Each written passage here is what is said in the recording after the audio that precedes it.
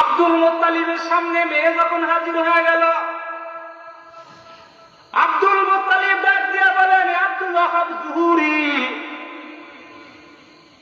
আল্লাহ তোকে এমন একটা মেয়ে দান করেছেন, এই রকমের সুন্দরী মেয়ে আমার জীবনেও আর কোনোদিন দেখি না।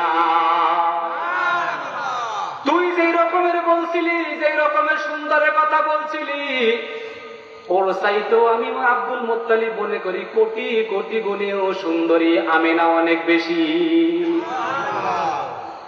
এবার আব্দুল মুত্তালিব বলতে আছেন, আব্দুল ওয়াহাব জুহুরি, হে বন্ধু, তুই যদি কিছু মনে না করো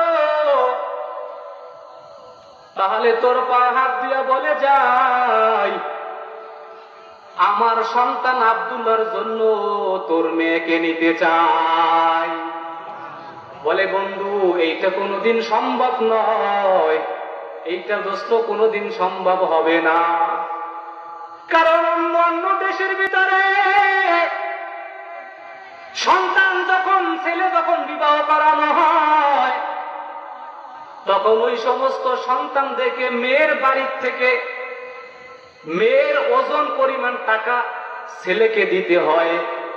আরে আব্দুল মুত্তালিব শুনিয়া রাখ, আমার সুদর্শন মেয়েটাকে আমি বিবাহ দিব, আমার কোটি কোটি টাকা আল্লাহ পাক রব্বুল আলামিন দান করেছেন, যেই ছেলের কাছে আমি দান করবে বিবাহ দিব, ওই সন্তানটা সুন্দরী হতে হবে, অনেক সুন্দর হতে হবে, গরিব থাও কোনো সমস্যা নাই, বরঞ্চ আমার মেয়ের ওজনের পরিমাণ টাকা ছেলেকে দান করে দিব। তুই বলিস কি, তোর সন্তানের সাথে আমার মেয়ে বিবাহ দিব? তা আব্দুল মুত্তালিব বলে, দোস্ত, তুই আমার সন্তানদের দেখ, দেখে যদি তোর পছন্দ হয় তাহলে বিবাহ দিস, আর না হইলে আমি তোর কাছে হাত তোর করবো, তবে আমার ছেলেটাকে একবার দেখ। তো দেখতে তোর সমস্যাটা, বলতে ঠিক আছে দেখাও। আব্দুল মুত্তালিব বলতেছেন, হে আবু তালেব, জলদি করে চলে যাও, আমার সন্তান আব্দুল্লাহকে সুন্দর করে সাজাইয়া ঘোড়ায় করিয়া আব্দুল ওয়াহাব জুহুরির বাড়ির কিনারায় পৌঁছে দাও। দুই সন্তানকে পাঠাইয়া দেওয়ার পর দুই সন্তান চলে গেল।